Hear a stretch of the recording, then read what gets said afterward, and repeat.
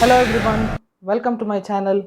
Today we are going to understand how does secondary growth occur in dicot stem. What is secondary growth? Stems of dicots as well as roots both will undergo a growth whereby there is increase in the girth of the stem or a root. So we are learning here how stem girth increases. So increase in girth is secondary growth. How it occurs? It occurs due to meristem called lateral meristem. Meristems are actively dividing cell. There are two regions we can classify to understand secondary growth in a stem. Stem has a center core which is from pith to pericycle region. It is considered as stele. Whatever region outside the stele, that is endodermis to epidermis, is regarded as extrastellar region. So first, plants will be increasing their girth or width in the region of stele. That creates a pressure because of which they will start showing secondary growth in the extrastellar region.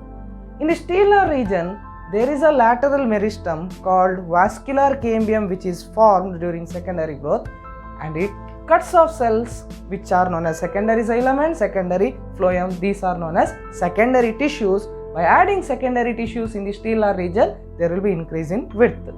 Whereas in the extrastellar region, there is a cambium formed called cork cambium. It cuts off cells called secondary cortex and cork and brings about increase in width in the extrastellar region.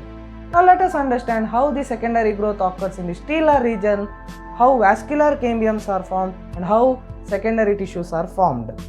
In the stellar region of dicot stem, if you take, they contain a pith which is a core of the stele, and the outermost layer is pericycle. In the stele they contain vascular bundle which is xylem and phloem. Vascular bundle in dicot stem is said to be conjoint and collateral. Conjoint refers to xylem and phloem are present within the same bundle. Collateral refers to xylem is on the inner side of the vascular bundle. They are also said to be open because in between xylem and phloem there is presence of a cambium which we call intrafascicular cambium because it is present within the vascular bundle.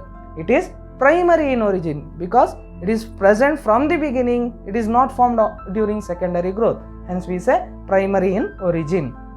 So these xylem and phloem present from the beginning are called primary xylem and primary phloem. In between vascular bundle, you will find a parenchyma cell which are radially arranged, and they are known as primary medullary rays. Now during secondary growth in the stellar region, primary medullary rays undergoes dedifferentiation. Dedifferentiation refers to these are the permanent cells which are formed, mature cell. Now they get the activity of division. Again they will become meristematic.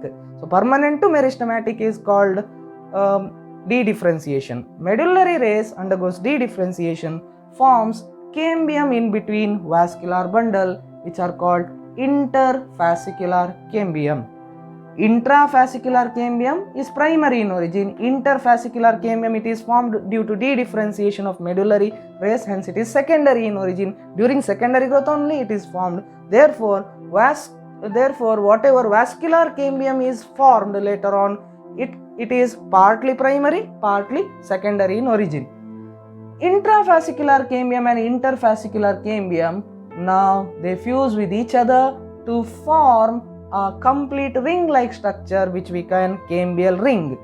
Cambial ring is nothing but it is having parenchymatous cells. So this is cambial ring, green colored one. Now what is the activity of cambial ring? Or cambial ring is nothing but since it is present in the vascular bundle region, it is called vascular cambium. What is the activity of vascular cambium? It undergoes two types of division, periclinal and anticlinal division. What is the difference between these two divisions? Periclinal division refers to a cell when a plane of division is parallel, then it will add rows of cell towards the inner side, rows of cell towards the outer side. So any division which increases rows are known as periclinal division. Anticlinal division refers to the cell plane of division is perpendicular to the axis. Since it is perpendicular, there will be addition of more number of cells in a single layer. Rows are not added, but number of cells in a row will increase. Example, if you consider one ring, you can consider Campbell ring.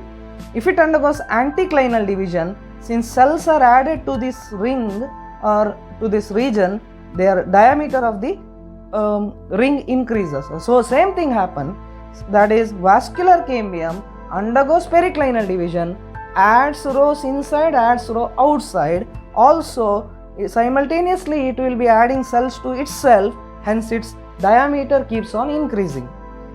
So look at the activity of vascular cambium.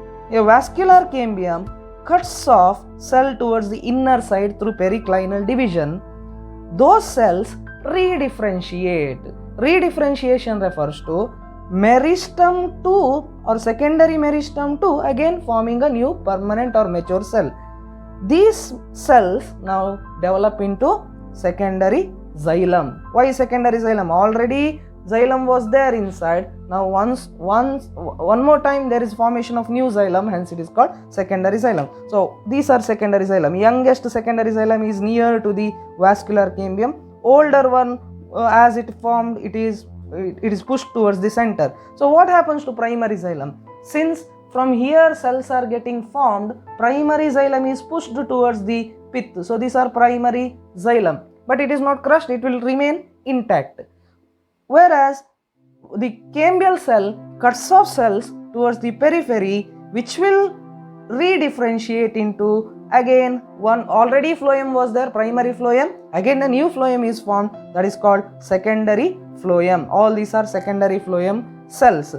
When secondary phloem is formed, there is what will happen to primary phloem? It is pushed further, pushed to the periphery. As a result, there is crushing of primary phloem. So the activity of vascular cambium is it cuts off cells towards the inner side, which will develop into secondary xylem. Secondary xylem is nothing but wood, what we call in plant, and whatever cells are added towards the periphery, they develop into secondary phloem. Younger will be nearest to the vascular cambium, older will be further, and the young secondary phloem will be performing conduction function or conduction of food.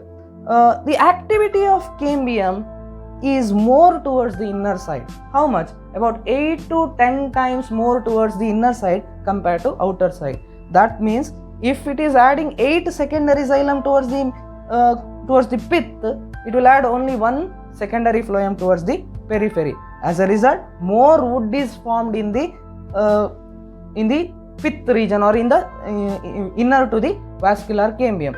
And as I mentioned, it will be vascular cambium will be undergoing anticlinal division. So as it keeps on adding secondary xylem, its diameter keeps on increasing. Next it will go to the periphery, again it will repeat the same thing.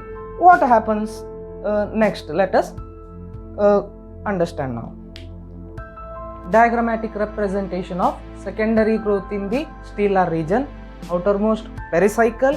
In the stellar region, vascular cambium is formed. It has cut off cell towards the inner side, which developed into secondary xylem. From here till here is secondary xylem. Primary xylem is pushed towards the center.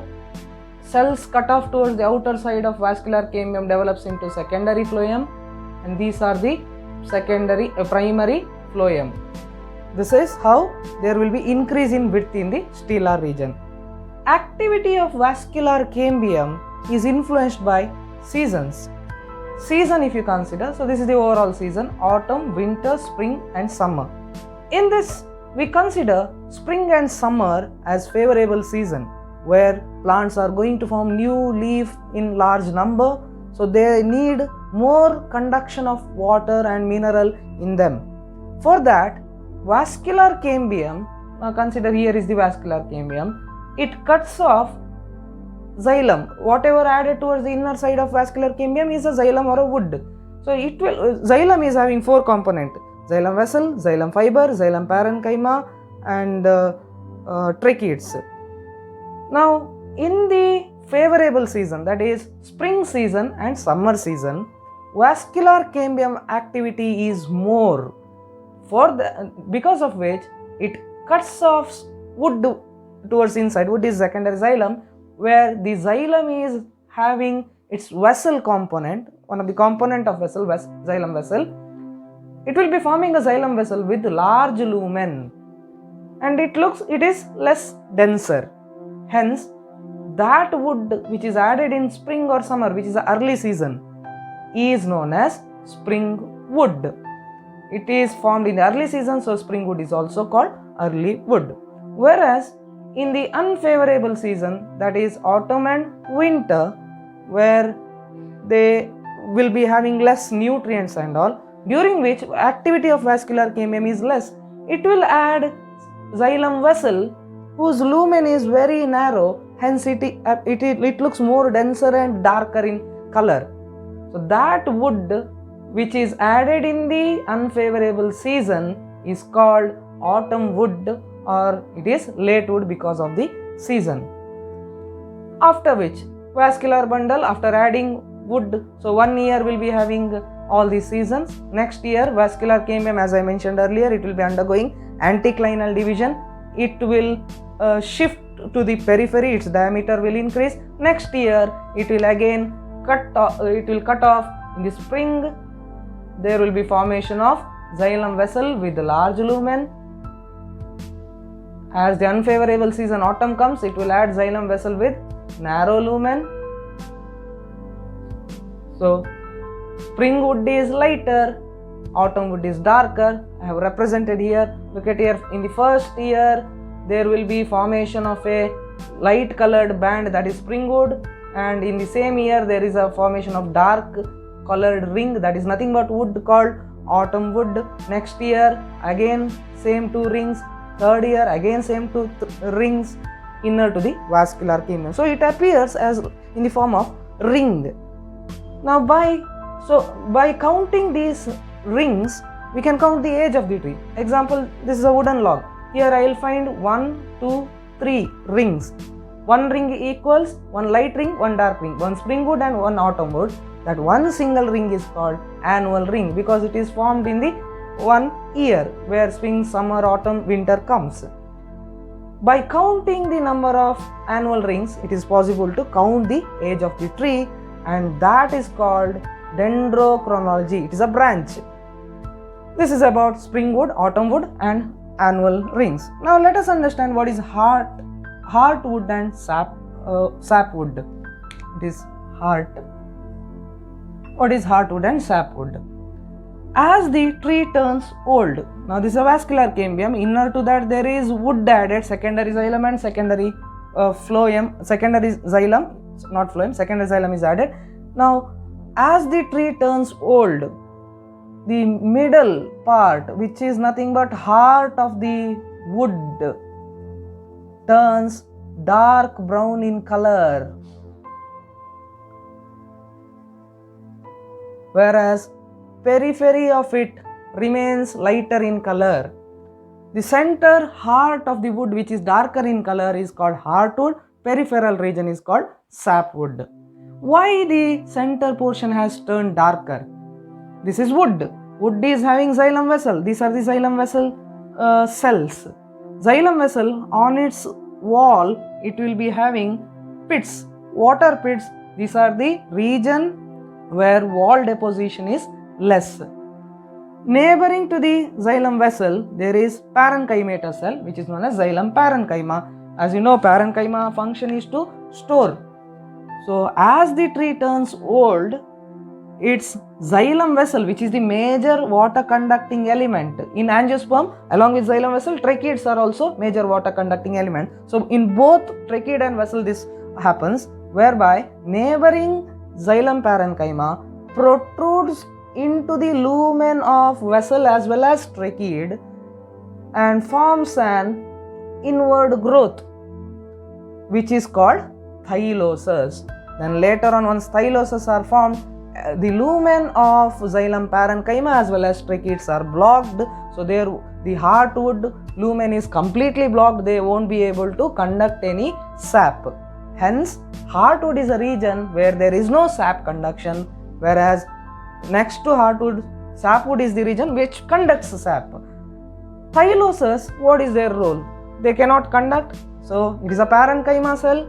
They will be storing organic substances like oil, gum, resins and tannins. And that's why, because of all these substances, heartwood also it is a region which gets lignified. Heartwood becomes darker in color, it becomes very hard, hence it is also called hardwood. Also, because of all these organic substances, it will become resistant towards microbial action. Example, if you consider teak wood, its vessels during secondary growth, vessels and tracheids, are blocked by thyloses, which will be producing an termite resistant chemical. So heartwood is resistant towards termites. So that is how heartwood is formed. Heartwood, because of organic substances, heartwood, it will be made more durable, hence heartwood is also called duramen. What is the sapwood? Region next to the heartwood is sapwood, which is lighter in color. So this is a vascular cambium, green color one. Inner to that there is sapwood, then comes the heartwood. It is lighter in color, conducts sap, and it is not resistant to microbial action. Why? Because there is no organic substances, there is no lignification, hence it is soft. Therefore sapwood is called softwood. It is lighter in color, whitish in color, hence it is called albunum.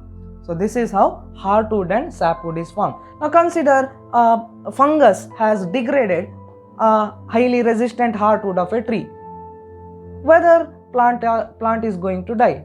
No, plant will not die, because even if heartwood is damaged, then nothing will happen to the plant, since function of heartwood is only storing as well as giving mechanical support. Food and water conduction takes place in the sapwood, but if there is damage to the sapwood, then definitely there is going to be a death of the root or death of the plant. So this is regarding secondary growth in the stellar region. In the extrastellar region, now the secondary growth will start. Why secondary growth starts in extrastellar region? Because of the addition of wood in the stellar region, it exerts outward pressure. As a result, on the outer side, that is epidermis to endodermis, in that region there is formation of one cambium called cork cambium that will cut off secondary tissues and increases the width in the extrastellar region. So this is the diagrammatic representation. This is a stele. Outermost part of stele is pericycle. Inner to pericycle there is vascular cambium formation. Vascular cambium has cut off cell towards the inner side, which has developed into wood. Outer side secondary phloem is there. Outer to that there is secondary primary phloem is also present, and this is the epidermis, and the cork cambium developed in the cortex region. How cork cambium is formed? In the below epidermis you will find cortex, which in dicots it is differentiated into collenchymatous hypodermis.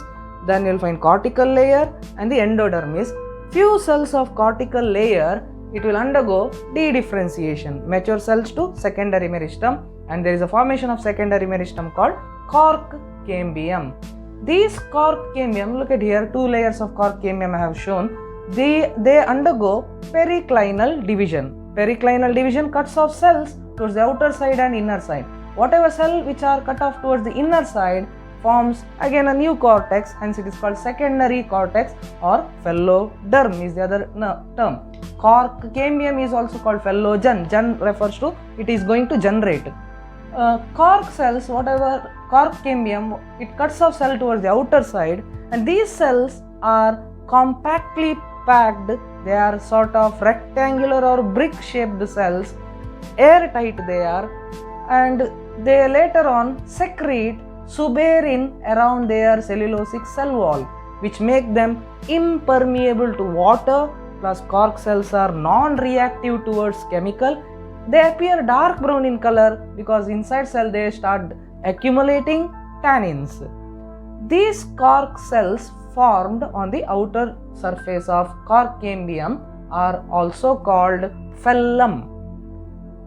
Together, phellum, that is cork, phellogen, cork cambium, phelloderm, that is secondary cortex, is called periderm. Cork cambium cuts off few parenchyma cells towards the outer side. These are living cells. These parenchyma cells exert pressure on the outermost layer, that is epidermis. As a result, epidermis ruptures, forming an lens-shaped opening. Why it is called lens-shaped? If you observe the tree trunk, opening will be observed like this. It is having lens shape. So it is called lens-shaped opening, hence the name is lenticel.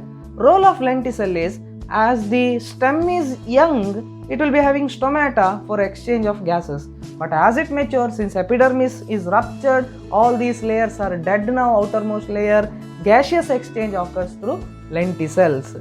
But difference between stomata and lenticel is, stomata has got regulatory cells called guard cell, whereas lenticel don't have any regulatory cells. So there is formation of periderm. Now these cork cells are having some commercial importance. That is, cork of Quercus suber oak tree is isolated. It is used as bottled cork because it is highly compressible, non-reactive, airtight. Also, it is impermeable to water, so it does not allow leakage. Because of that reason, as a lid, it is used as bottle cork. Role of cork in the plant is, because of rupturing of epidermis, there can be entry of infectious agent. Also, freezing temperature can damage the plant. Cork cells are formed. They give protection against infectious agent. Also, they give insulation at high freezing temperature to the tree. Whatever, now this is a vascular cambium. Outer to vascular cambium, whatever tissue is there till epidermis, that is called bark. Bark, what is the innermost layer of bark? Outer to vascular cambium is bark. First layer is secondary phloem. So secondary phloem is the innermost layer. Then comes primary phloem, secondary cortex is there, then cork cambium is there, cork cells are there. So all these layers constitute bark. Bark, whether it is living or dead, it is both living and it is composed of living and non-living or dead cells, because phloem is living since it is involved in conduction, whereas outermost periderm, that is not living, non-living. Hence bark is composed of living and non-living cell. Bark is, outermost dead bark is called Rytidome. Bark of cinchona tree is used to extract quinine, which is an anti-malarial drug. So this is how, by the activity of cork cambium, there will be increase in the width in the extrastellar region. Also, protection is given to the plant. Look at the diagrammatic representation. Outermost epidermis, inner to the epidermis there is tissues added, cork. Next to cork you will find cork cambium. Cork, inner to cork cambium, secondary cortex is there. Then comes the pericycle. Then comes the primary phloem, which is crushed, hence it is dead layer. And a secondary phloem, part of secondary phloem will be conducting water. Vascular cambium, inner to vascular cambium, wood or secondary xylem is there. Primary xylem is pushed towards the center. So this is the overall representation of secondary growth in the dicot stem. I hope you have understood it. I hope you have liked it. If you have liked it, please click the like button. Thank you for watching.